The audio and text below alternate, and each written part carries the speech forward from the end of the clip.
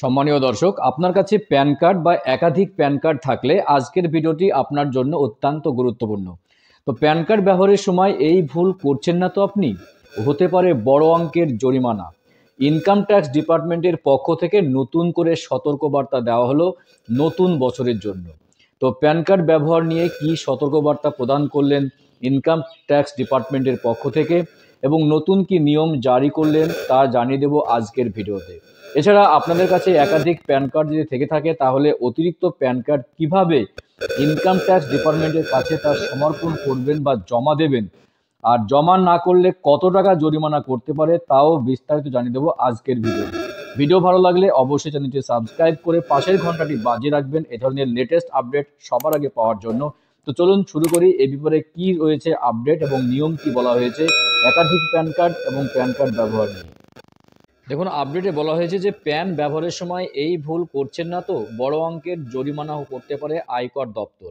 তো বিভিন্ন ক্ষেত্রে আমরা প্যান ব্যবহার করি, কিন্তু এই বহুল ব্যবহারের সময় যদি সামান্য ভুল হয়ে যায় তাহলে কিন্তু হতে পারে বড় ধরনের মাসুল গুনতে হতে পারে বা জরিমানা করতে হতে পারে। তো সতর্ক হওয়ার সময় এসেছে, অন্তত প্যান ব্যবহারের ক্ষেত্রে সতর্ক না হলে এবার ঘটে যেতে পারে বড় বিপদ। তো বেশিরভাগ ব্যাংকিং লেনদেনের ক্ষেত্রে প্যান বা পার্মানেন্ট অ্যাকাউন্ট নম্বর কিন্তু দিতে হয়, আপনারা জানেন। তো আধার কার্ডের মতো 10 সংখ্যার এই প্যান নাম্বার খুবই গুরুত্বপূর্ণ আজকের যুগে। তো বিভিন্ন ক্ষেত্রে আমরা প্যান ব্যবহার করি, কিন্তু এই বহুল ব্যবহারের সময় যদি সামান্য ভুল হয়ে যায় তাহলে কিন্তু দিতে হতে পারে বড় মাসুল। কারণ প্যানের বিবরণ কোথাও পেশ করার সময় ভুল হয়ে গেলে বা ভুল তথ্য দেওয়ার খেসারত হিসাবে কিন্তু 10,000 টাকা পর্যন্ত জরিমানাও করতে হতে পারে বা করতে পারে আয়কর দপ্তর, এমনটাই কিন্তু রুলস রয়েছে বা নিয়মে রয়েছে।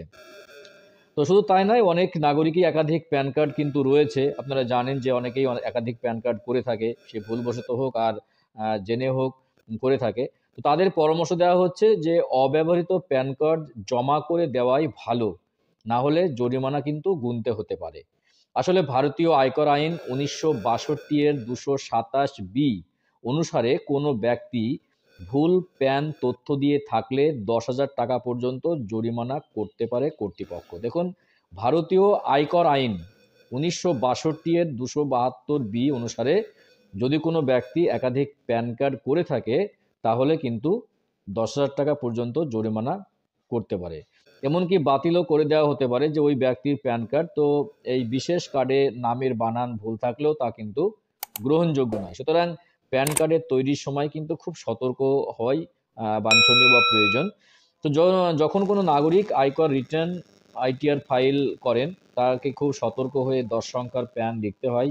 তো কোনো রকম জরিমানা এড়াতে এই বিষয়ে কিন্তু সতর্ক থাকতে হবে আমাদের। তো অনেক সময় দেখা যায় যে কোনো ব্যক্তি প্যান কার্ডের জন্য আবেদন করেছেন, কিন্তু সেই প্যান কার্ড তার হাতে এসে পৌঁছাতে দেরি হচ্ছে, এমনটা হয়। পোস্ট অফিসে ভুলের জন্য বা ডাকযোগে ভুলের জন্য কিন্তু বা বিলম্বের কারণে এটা হতে পারে। কিন্তু সেই সময় ওই ব্যক্তি দেখলেন যে প্যান কার্ড আসলো না, তখন তিনি আবার কিন্তু প্যান কার্ডের জন্য আবেদন করে দেন। এর ফলে দেখা যায় তার হাতে কিন্তু একাধিক প্যান কার্ড এসে পৌঁছে যায় বা তার একাধিক প্যান কার্ড কিন্তু হয়ে যায়। এটা হয়। আবার অনেকে আছেন একটা প্যান কার্ড থাকলেও আরেকটা প্যান কার্ড তৈরি করে নেন। তো এরকম ঘটনা কিন্তু ঘটছে। তো অতিরিক্ত কার্ডটি আয়কর দপ্তরের কাছে কিন্তু জমা করা উচিত, সমর্পণ করা উচিত। আয়কর যে আইন রয়েছে সেখানে বলছে যে যদি অতিরিক্ত প্যান কার্ড জমা না করা হয় তাহলে কিন্তু জরিমানা হবে। তো এই কাজটা কিভাবে করা যেতে পারে? তো অনেকেই জানে না যে কিভাবে অতিরিক্ত প্যান কার্ড জমা করতে হবে। যেটা অনলাইন বা অফলাইন যে কোনোভাবেই আপনি করতে পারেন। তো প্রথমেই অফলাইনের কথাই বলি যে আয়কর বিভাগের যে অফিসিয়াল ওয়েবসাইট রয়েছে ইনকাম ট্যাক্স ইন্ডিয়া এসিটি ফিলিং গভর্নমেন্ট.in, এই ওয়েবসাইটে গিয়ে আপনারা লগ ইন করবেন। লগ ইন করার পরে সেখানে দেখবেন যে একটা হোম পেজ রয়েছে।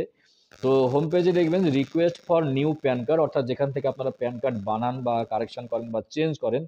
তো সেখানে দেখবেন যে একটা ফর্ম রয়েছে, সেই ফর্মটা আপনারা ডাউনলোড করবেন। চেঞ্জ অর কারেকশন যে ফর্ম রয়েছে সেই ফর্মটা ডাউনলোড করবেন এবং ওই ফর্মটা পূরণ করে অতিরিক্ত প্যান কার্ডটি এনএসডিএল অফিসে কিন্তু জমা করতে হবে। এই কাজটি অনলাইনে করেন তাহলে কিন্তু অতিরিক্ত আপনাকে যেটা করতে হবে সেটা হলো পূরণ করা ফর্মের সঙ্গে অতিরিক্ত প্যান কার্ডের যে স্ক্যান কপি সেটা কিন্তু জমা করতে হবে।